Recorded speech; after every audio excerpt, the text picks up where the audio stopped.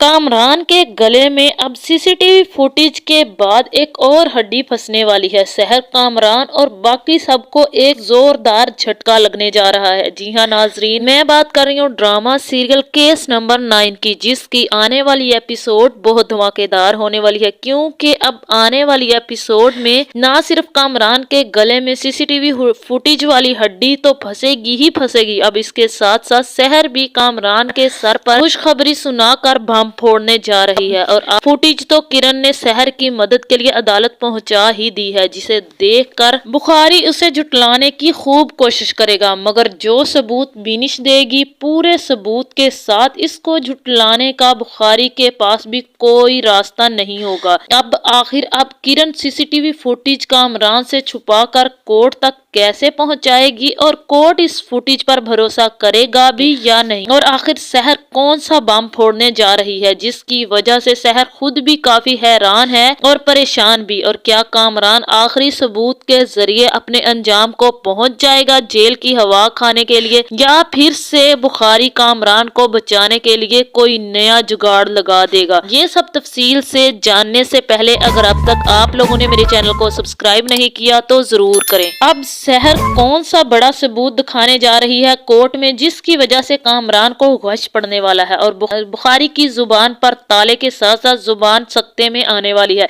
इसके बारे में बात करेंगे हम बाद में, क्योंकि ये सब बाद में ही होगा ड्रामे के आखिर में। अभी हम सीसीटीवी फुटेज कोर्ट तक किरण कैसे पहुंचाएगी कामरान से बचाकर, इसके बारे में बात करते हैं। अब जैसे कि कामरान के दुश्मनों के साथ कामरान के पास जितना पैसा है, इसके बल पर कामरान के वफादारों की भी कोई कमी नहीं है उसके पास। यहाँ कामरान के मुलाजिम कामरान के लिए काफी झूठ तो बोल ही चुके हैं। अब मरीद और फरजाना को काफी दुख भी है इस झूठ का। अब ये भी पॉसिबल है कि जब अगली हेयरिंग पर बिनिश फिर से मुलाजिम को बुलाएगी गवाही दोबारा लेने के लिए, तो मरीद या फिर फरजाना अपने जमीर के पछतावे में आकर सच बोल जाएं और कामरान के खिलाफ मजीद सबूत मिल जाएं। और ये भी हो सकता है कि कामरान के खास वफादार दिलावर और कामरान का ड्राइवर जब कोर्ट में रोहित उनके नाम लेगा, उन्हें बुलवाया जाएगा, तो वो काफी ज्यादा डर जाएंगे। वही बिनिश के सवालों से तंग आकर और डर कर हो सकता है वो कुछ ऐसा बोल जाए जिसकी वजह से कामरान फंस जाए। अब चलते हैं जो एक्चुअली में होने वाला है। जैसे कि रोहित की बातें सुनकर कामरान की बातों के बारे में सोचकर किरण के सामने तो कामरान की असलियत आ ही चुकी है। अब किरण को सबूत चाहिए थे, तो इसके लिए किरण कामरान के घर जाने से पहले ही घर पहुंच जाती है। वहां से मुलाजमों के जरिए सीसीटीवी फुटेज कैमरों तक पहुंच जाती है और इनमें से ड्राइव निकाल कर अपने साथ ले जाती है। जहां जब दिलावर को किरण की जल्दबाजी महसूस होती है, उसे लगता है कि किरण ने कुछ ना कुछ गड़बड़ जरूर की है, तो वो फौरन से फरजाना और मुरीद से पूछने चला जाता है। उनसे पूछता है कि मैडम क्या लेकर गई है। जहां वो लोग भी अब अपने जमीर के झंझोड़ने पर पछता रहे हैं, तो वो भी कुछ खास सही तरह से जवाब नहीं देते, तो मुरीद को काफी ज्यादा गुस्सा आएगा।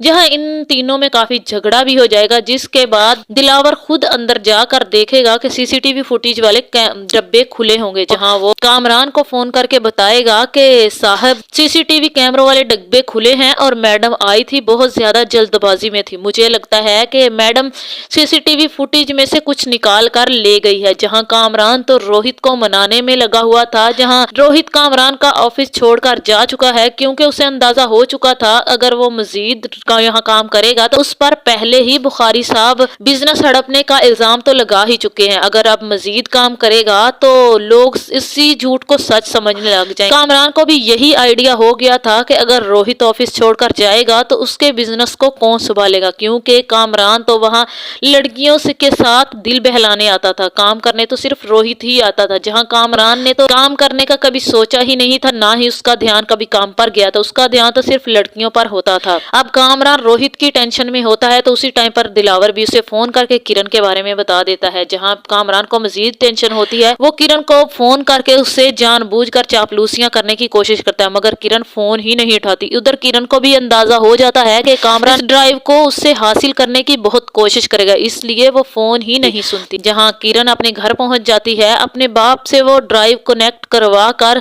असली सीसीटीवी फुटेज अपनी आंखों से देख लेती है। यहाँ पर कामरान फौरन से अपने ऑफिस से निकलता है और किरण का पीछा करते हुए उसके बाप के घर पहुंच जाता है। जहां कामरान के पहुंचने से पहले किरण असली सीसीटीवी फुटेज देख चुकी होती है और कामरान की मकारी तक पहुंच जाती है। जहां किरण को पूरा यकीन था कि कामरान उसके पीछे जरूर आएगा, इसलिए वो अपने कमरे को लॉक भी कर लेती है। जहां कामरान भी भागता हुआ आएगा और कहेगा कि किरण कहाँ हो तुम, किरण कहाँ हो तुम। जहां मुलाजमों के बताने पर उसे पता चलेगा कि किरण कमरा लॉक करके बैठी है। जहां कामरान दरवाजा खटखटाएगा और कहेगा कि किरण मुझे तुमसे बात करनी है।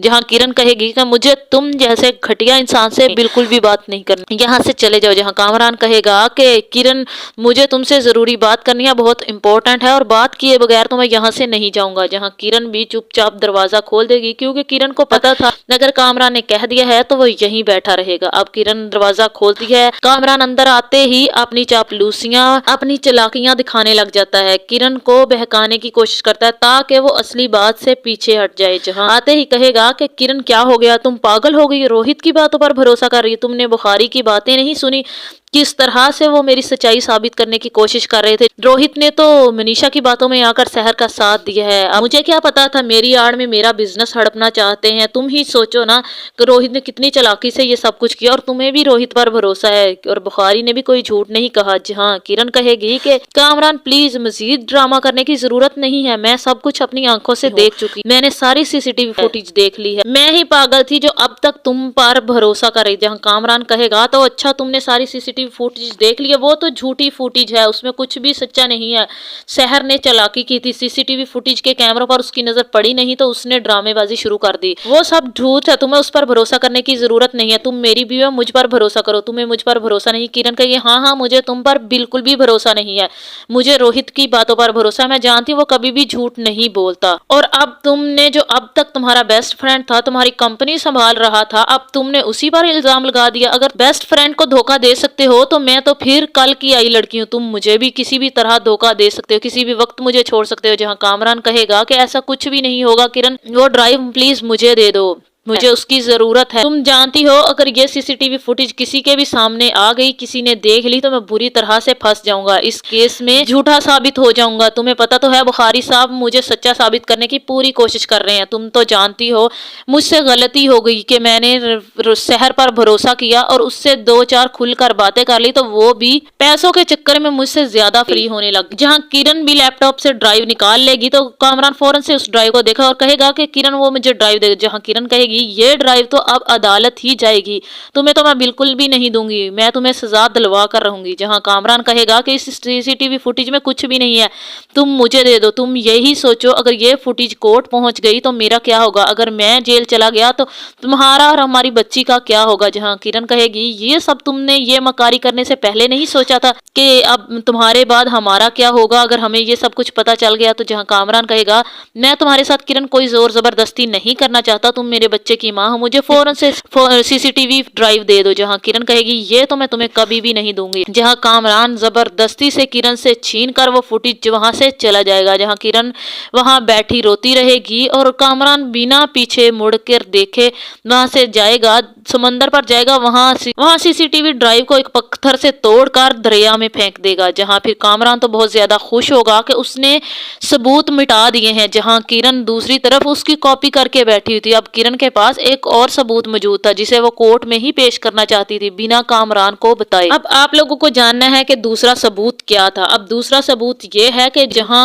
अली शहर का एक्स हस्बैंड आएगा उसे मशवरा देगा कि तुम मीडिया पर जाओ और अपनी कहानी सुनाओ, जहां तुम पर लोग बहुत जल्द भरोसा करेंगे। जहां बुखारी की मनगढ़ंत कहानी सुनकर लोग उस पर भरोसा कर रहे हैं, कामरान को सच्चा कह रहे हैं, तो मुझे लगता है तुम अगर अपनी कहानी सुनाओगी तो लोग तुम पर भरोसा करेंगे, तुम्हें सपोर्ट करेंगे, इस तरह से तुम्हें अपने केस में काफी मदद मिल जाएगी। शहर कहेगी कि तुम्हें क्यों लगता है कि लोग मुझ पर भरोसा करेंगे और मेरा साथ देंगे, ऐसा भी तो हो सकता है अगर मैं अपनी कहानी सुनाऊं तो कामरान का झूठ मेरे सच पर भारी पड़ जाए। इसलिए अली मैं ऐसा कुछ भी नहीं करूंगी जिसकी वजह से मेरी زندگی میں اور مزید مشکلات کا اضافہ ہو۔ یہاں اب سحر کی کچھ طبیعت خراب ہونے لگے گی، اس میں بھی کافی زیادہ عجیب ہوگا اور سب فیملی کو بھی، جہاں سب لوگ پوچھیں گے کہ سحر کیا ہوا، جہاں سحر کہے گی کہ مجھے لگتا ہے سٹریس کی وجہ سے میری طبیعت خراب ہو رہی ہے، جہاں سحر کی ماں کہے گی تم جاؤ آرام کرو، کرن کمرے میں جائے گی، وہاں پر جا کر اسے الٹیاں آنے لگ جائیں گی، جہاں کچھ دیر الٹیاں کرنے کے بعد وہ اپنے بستر پر لیٹ جائیں گی، جہاں سحر کو تو اندازہ ہی نہیں تھا کہ اب بہت بڑا ثبوت سحر کے ہاتھ لگنے جا رہا ہے۔ جہاں دوسری طرف کامران بھی اب ایس پی کو اپنی چاپلوسیوں چلاکیوں میں بہکانے کی کوشش کرے گا، تو ایس پی صاحب بھی